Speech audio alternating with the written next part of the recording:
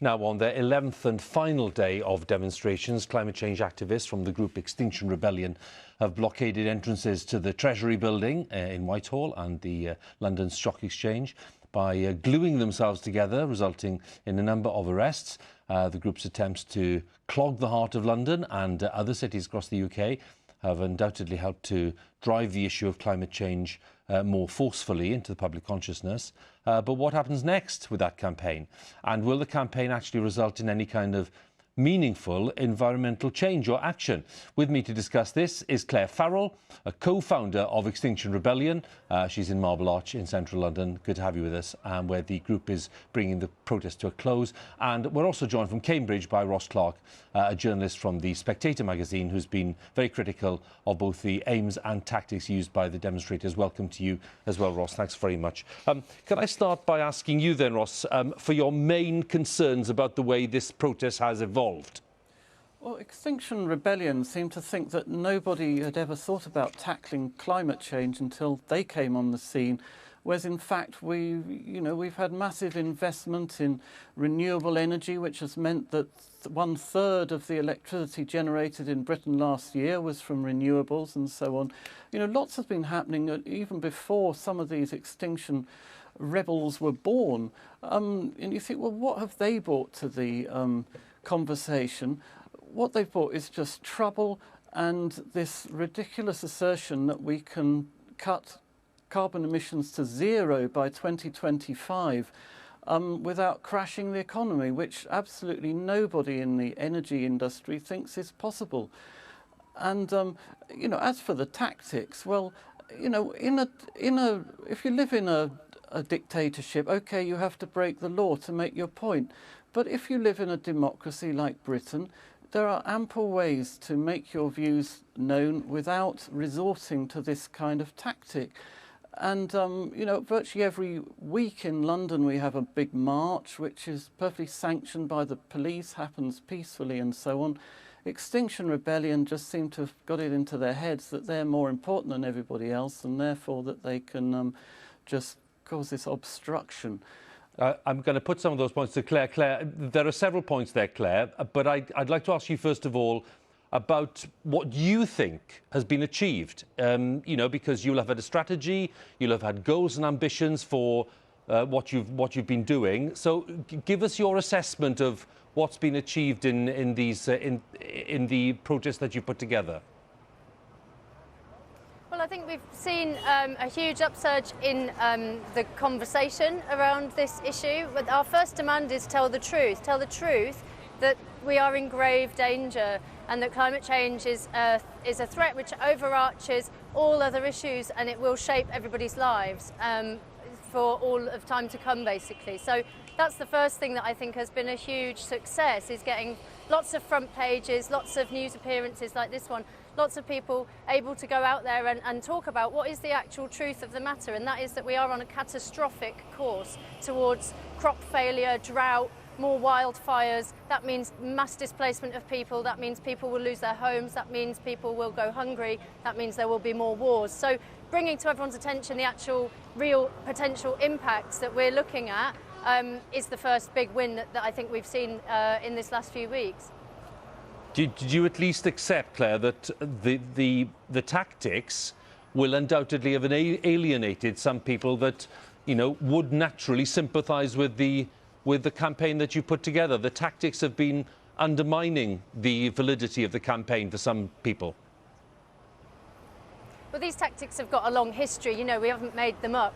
They're associated with a long association with massive social change.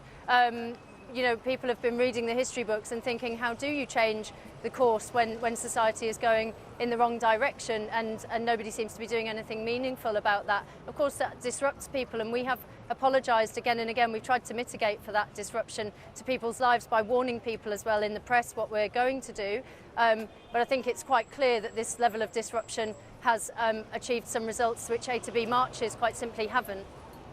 Ross, if you accept Clare's case and the case of others like her, that, we are facing a massive global emergency here, which is to do with humanity's survival at the end of the day, and if you think that politicians are not taking that as seriously as they should, you will be embracing these kinds of tactics and these kinds of protests. What is wrong with that? What truth does Extinction Rebellion think that the government is withholding from us?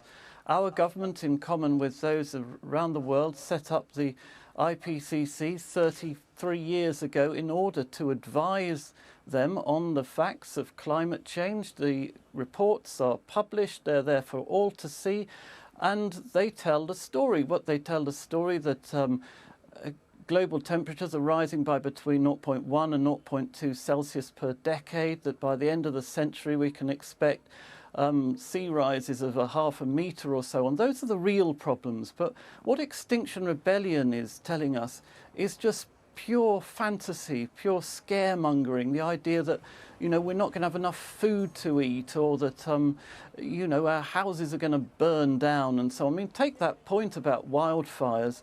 We've had no end of them in the past week, but wildfires in the United States have actually plummeted in number hugely over the past century as we've become better at fighting them.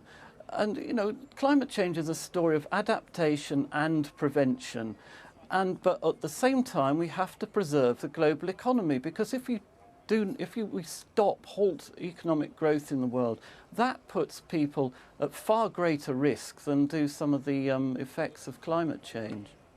Clare, how do you answer the point there about, the way that you're presenting the argument, and indeed the nature of the way that politics responds to what you consider to be, and lots of other people consider to be, a global emergency?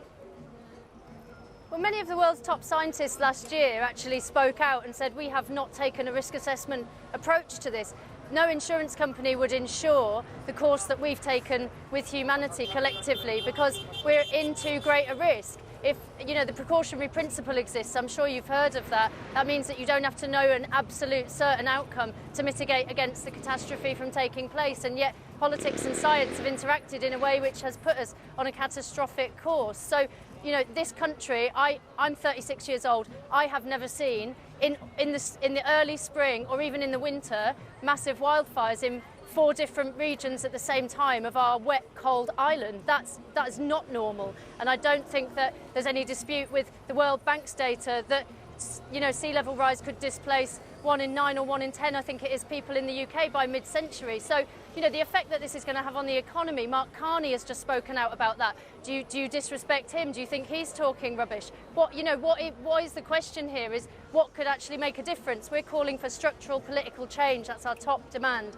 is to call a citizens' assembly, which would be capable of making different decisions to the ones which, frankly, lobbied, corrupt and failing democratic system can't do. And we've seen 30 years of a failure to address a problem which now puts all of life on Earth at risk.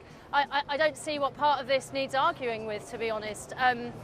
Yes, the economy needs to survive in some form. People need to live, people need to be able to get by. But at the moment, we're putting ourselves at risk of a very big collapse. Economic collapse will come with ecological collapse. There's no question about that. So whether you're conservative or liberal, you cannot be against, making moves to recognise the climate and ecological crisis. It's just not possible for you to argue against recognising and acting very rapidly on it. We're not writing policy. We're not telling people precisely what to do. We're trying to create the social conditions where radical change can happen in a very small window of time that we've got left.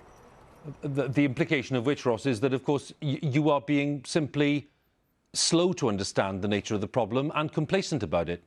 No, it just happens to be a balance between cutting carbon emissions and keeping the economy going. On any other week, many of these Extinction Rebellion protesters would be in London protesting against what they call government austerity.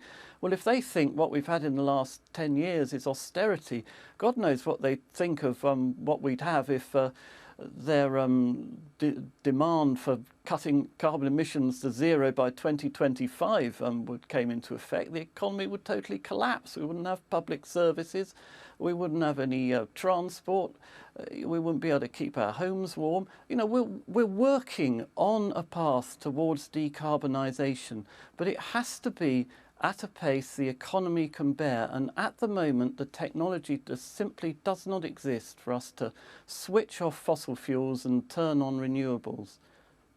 Well, Ross, thank you very much, and Claire, good to talk to you both indeed, and thanks for your contribution today. Time is 5:45 here on BBC News at 5.